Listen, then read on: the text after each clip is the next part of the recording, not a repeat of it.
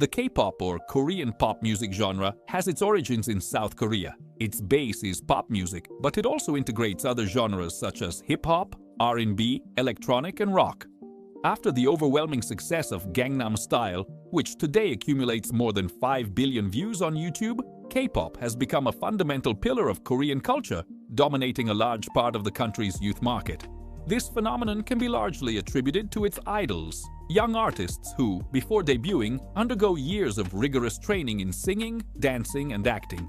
During this process, their lives and feelings are meticulously documented and exposed in reality shows designed to increase their popularity.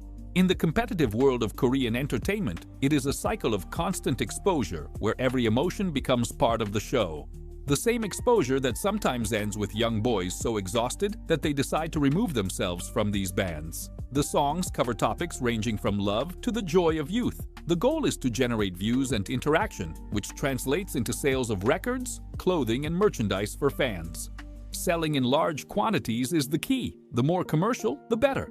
However, the K-pop market is not easy to break into.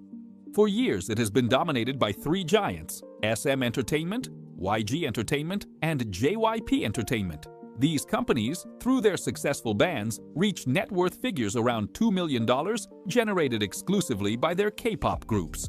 Now, this is where a man with experience in this world enters the picture, as he worked as a composer at one of the major companies mentioned. Taking advantage of that experience, he creates the agency Big Hit Entertainment.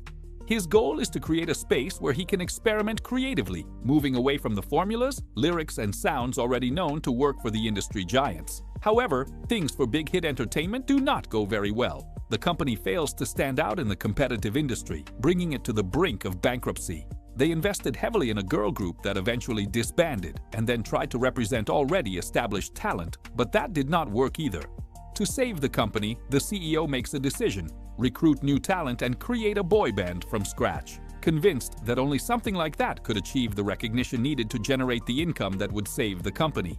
Although this strategy implies higher costs, it offers him the advantage of shaping the members according to his vision and experience in the industry. After a video from the CEO announcing the open calls, a surprisingly diverse recruitment process begins. Some boys arrive through Big Hit's open auditions, others are discovered by company agents on the street, and there are those who, by standing out in dance or singing during auditions for other projects, catch the company's attention. What is interesting about Big Hit's recruitment is that the CEO decided to do things differently. Normally, major companies recruited their talent through global auditions where they looked at how perfect they were at singing, how precisely they could execute dance steps to the millimeter, how many languages they spoke, and how much experience they brought. The major companies were looking for robots to direct and exploit more than artists. But Big Hit chose to focus on the passion the boys felt for what they did, whether that was singing, dancing, hip-hop, or anything else. This is how, after a long search, the company settles on 7 selected members, the youngest of them only 15 years old. Together they form the band Bangtanso년단, known in English as Bulletproof Boy Scouts, or worldwide as BTS, a name that symbolizes that they are ready to compete for a place in the K-pop industry. With the boy band already formed and a team willing to risk everything, the preparation period to launch their first album begins. As happens with all K-pop bands, this process is exhausting, with long hours of rehearsals and intense work. However, for BTS, the situation is even more complicated because the company is on the brink of bankruptcy. They do not have enough resources to pay writers, choreographers, or designers, so they actively get involved with the CEO in creating some of their songs and in the aesthetic preparation of their debut album. During this time, they all live together in a small apartment far from their homes. These 7 boys share such a reduced space that sometimes they have to cook on the floor. They take care of the cleaning, celebrate birthdays, rehearse tirelessly, and support each other, always hoping that all their effort will be worth it. Finally, the long-awaited day arrives, the filming of the music video for their first album, Too Cool for School. Excitement and nerves mix among the members, aware of the enormous responsibility resting on their shoulders, since the investment to make these videos is not cheap. Once the music video is finished, the official release date is set. While they wait, BTS looks for a way to appear on a program that will allow them to show their talent to a wider audience. They managed to secure a spot at the Melon Showcase, an event designed to promote artists, especially those who are debuting or releasing new music. They finally take the stage and perform 2 of their songs, dazzling everyone with their style and impeccably coordinated choreographies. On the same day as this first performance, the music video for No More Dream is published on YouTube, where the 7 members step off a school bus introducing themselves with their stage names: Rap Monster, Jin, Jimin, J-Hope, V, Suga, and Jungkook, in a scene that literally marks their official entrance into the world of K-pop. This first song talks about how society no longer lets you dream. Although it is a deep message, it is not exactly the most commercial.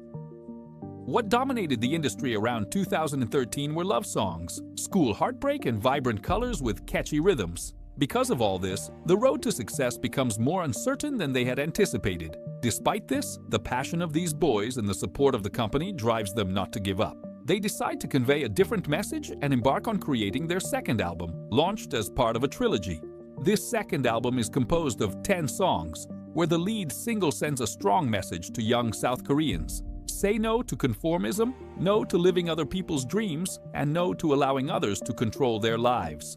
This message is a continuation of the previous album and is reinforced with increasingly impactful choreographies, trying to express indignation and clear opposition to the norms of Korean society. This message has a deeper origin related to the reality of South Korea, a country known for being extremely demanding in terms of how its inhabitants live and plan their future. From an early age, young Koreans spend long hours at school, followed by multiple extracurricular activities, all with the goal of preparing for the most important exam of their lives, which is supposedly supposed to guarantee them success. This success often simply translates into a decent job with working hours exceeding 50 hours per week. The exam, which lasts 8 consecutive hours, determines which university they will be able to attend. And to avoid distracting students on that day, the entire country comes to a standstill.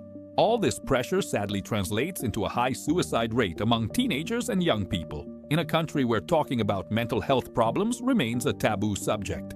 This is why the group's intentions focus on making visible the importance of not getting trapped by social norms and following their dreams. However, at first, this message fails to capture the attention they need. To close the trilogy, they decide to change perspective by releasing School Love Affair with a more relaxed approach, adopting the appearance of high school boys and love songs, the type of content that was selling more easily at that time. Thanks to this more commercial and less controversial style, they begin to gain recognition little by little. At the same time, the band begins to hold autograph signings and small concerts where they strengthen a closer bond with ARMY, their fan base. At the end of that year, BTS receives their first awards as New Artist of the Year. These recognitions mark only the beginning of a long list of accolades. The band begins to be invited to radio stations and programs, where on more than one occasion they receive comments telling them they are not rappers but idols, since K-pop is considered too commercial, while hip-hop is perceived as a more authentic style. A unique opportunity then arrives. The band is invited to participate in a Korean reality show called American Hustle Life, whose goal is to immerse them in American hip-hop culture. The show is filmed in Los Angeles, where the members are guided by iconic hip-hop figures who teach them about the history of the genre, life on the streets, and rapping techniques. During the program, the boys create their own music, choreographies, and make a music video, putting into practice everything they have learned. Taking advantage of the opportunity to be in the United States, BTS organizes a small concert to introduce themselves outside of Korea. The members create and distribute flyers, and despite not speaking the language, they set out to hand them out on the streets of Los Angeles. Many people walk by, some look at them strangely, and others accept the flyer with curiosity. Few people attend this concert compared to the crowds they will bring in the future, but this first experience outside of Korean stages prepares them for the tremendous success they are about to achieve. During the filming of the program, they continue working on their next album. The big hit CEO, who needs them to succeed, even gets them a borrowed garage in the city so they can record a part of the record. Years later, in an interview, the boys recall that with limited resources and an extremely tight schedule, they sometimes snuck off to the bathroom just to take naps, as they had no more time than that. Upon returning to Korea, they launched the album Dark and Wild, composed of 14 tracks. This release is crucial for continuing to gain recognition, maintaining their rise, and demonstrating the group's versatility. This particular album is well received by the Japanese public, which leads them to undertake their first tour in Japan, opening new horizons with versions of their music in that language. The boys are doing better and better wherever they go. At this point, the band decides to go back to their roots and revisit the topics they wanted to address in their first 2 records, although this time with some changes. This is how the album trilogy, The Most Beautiful Moment in Life, is born, which will be key to their future success. This work is deeper, more authentic, and dares to touch on topics such as depression, emotional dependence, and the most difficult decisions. An idea comes to the team: create a fictional universe inspired by the theory that motivated the famous film The Butterfly Effect. This fictional universe tells the story of 7 friends united by tragedy. With a greater investment in the quality of their videos, BTS begins to offer their fans a complete world to explore through their music videos, which leave clues about a developing story intertwined with the lyrics and messages they want to share. With each release, BTS manages to generate speculation and theories, which increases their reach. Of all these theories, one stands out and appears to be the central axis of the BTS universe: chaos theory, known as the butterfly effect. This saying holds that a small change, like the flap of a butterfly's wings, can trigger a typhoon on the other side of the world. In other words, an apparently insignificant gesture can produce a domino effect, causing unforeseeable consequences for better or for worse. This idea intertwines with chaos theory, which postulates that in every chaotic situation, there is a moment of transformation that in turn generates a new order. BTS's videos are designed so that viewers follow a story that becomes clearer with each release, or sometimes even more tangled.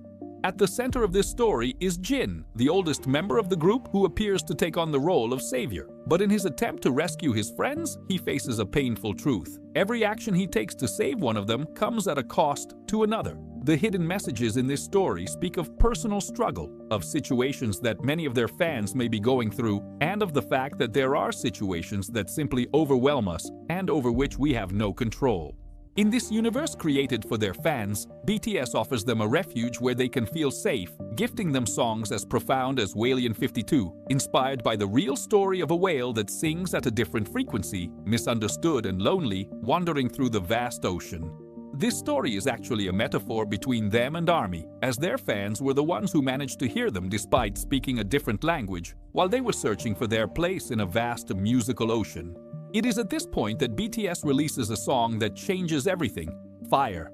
The choreography quickly becomes one of the group's most iconic, and the song reaches #1 on the World Digital Songs chart, making BTS the first South Korean group to achieve this. With this good streak comes the album Wings, which marks an even more creative turn in their career. BTS continues with the fictional universe narrative while exploring literary works as inspiration for their music videos. To better understand this album, we can turn to one of its main literary inspirations, Demian, a novel that explores themes such as the search for identity, rebellion against authority, the struggle between good and evil, and the importance of finding oneself. Inspired by these themes, each member releases a solo song as part of the album, showing their part of the story and reflecting their own personal journey from youth to adulthood. This album is a resounding success, selling 2.3 million digital copies in South Korea. From here, BTS's career takes off in an unstoppable way. At the Mama Awards, one of the most prestigious award ceremonies in Asia, historically dominated by the 3 major industry leaders, the presenter of the Artist of the Year award in 2016 pronounces the name BTS for the first time. They are the first band from a company that does not belong to SM, JYP, or YG to win this prestigious recognition. Everyone embraces, and through tears, they take the stage to receive the award. The leader expresses, "There were many people who said we couldn't do it. ARMY from all over the world, thank you. We must fly with our beautiful wings." That night, the band marks a milestone in music and takes home the most anticipated award. However, 2017 also becomes the most difficult year for the band, due to the pressure and demands that fame brings them. They kick off their first world tour covering approximately 20 cities, are nominated as Top Social Artist at the Billboard Music Awards, surpassing artists such as Justin Bieber, Selena Gomez, and Ariana Grande, and become the first South Korean group to perform at one of the most important music shows in the United States. However, the accumulated workload begins to take its toll. The pressure of success becomes increasingly large and suffocating. These boys have one of the best live shows in the industry, comparable to the level of Coldplay's, but they sing and dance at the same time, which demands a huge amount of energy. In their free time, they compose songs, record albums, and even a series, all to keep their followers with constant content. Behind the scenes, we see them facing health problems, exhausting hours of rehearsal, arguments among themselves, self-esteem issues, and eating problems to maintain their image. At an awards ceremony, they admit that during this period they even considered breaking up. However, how hard it had been to get to that point and the constant love they received from their fans led them to choose to keep going. This is why, after years of searching for their musical identity, facing criticism, and overworking themselves without being able to fully love themselves, the album that marks the step up to the next level in their career is born. Before releasing it, the band decides to change the meaning of the BTS acronym. Previously, it represented Bulletproof Boy Scouts, but they decide to change it to Beyond the Scene. With this change, they leave behind the dark moments to enter a phase with more creative freedom, more personal and representing their true essence. At the end of that year, Love Yourself is published, a trilogy that narrates the search for self-love, acceptance, and forgiveness, with songs that highlight that loving oneself is sometimes more difficult than loving another, but is essential to be able to love in a healthy way. With this album, BTS reaches every corner of the world with a powerful message. This work brings them records, fame, and even a campaign called Love Myself in collaboration with UNICEF. Furthermore, this impact leads them to give a speech before the United Nations, where the leader says, "It doesn't matter where you're from, your skin color, or your gender identity, simply speak for yourself. Find your name, find your voice." The boys are recognized even by the Korean government, becoming the youngest to receive the Korean Popular Culture and Art Awards, a prestigious recognition that celebrates artists who contribute to the development of popular culture, highlighting BTS's cultural and artistic impact at a global level. In 2020, the pandemic brings the entire world to a standstill. Their world tour is cancelled, leaving their fans and above all themselves devastated. However, they decide not to sit with their arms crossed. They begin offering virtual concerts, some even free of charge, in order to maintain the connection with ARMY. They generate a lot of content for social media and constantly interact with their followers. After a long period of waiting, BTS returns stronger than ever. That year, they release a single called Dynamite, a song aimed at the American market, sung entirely in English and including Michael Jackson moves in their choreographies. The music video accumulates nearly 1.9 billion views, becoming one of the most listened-to songs of that year. This leads them to be nominated for the Grammys and to perform at the ceremony, being nominated for the first time in the category of Best Pop Duo or Group Performance. However, when BTS reaches the absolute pinnacle of their success, and after celebrating their 9th anniversary as a band, they unexpectedly announce a hiatus in their career. This difficult decision becomes evident during the anniversary dinner they hold in 2022, where they are visibly affected, with a mix of joy for the years shared and sadness for what is to come. Generally, these hiatuses are taken advantage of by artists to fulfill mandatory military service. As in South Korea, military service is a crucial part of the lives of South Korean men due to the ongoing tensions with North Korea. The country maintains a strict national defense policy that includes mandatory military service for all men between the ages of 18 and 28, an age that the oldest member of BTS is about to reach. The service is approximately 18 months. Here, a wave of outrage and criticism toward Korean policies begins. Fans argue that everything the group has contributed to Korean society should be enough to exempt them from military service, especially because they are at their peak. In response to all this, the South Korean parliament announces the Military Postponement Law, colloquially called the BTS Law, enacted at the end of 2021, managing to delay the group's entry into mandatory military service.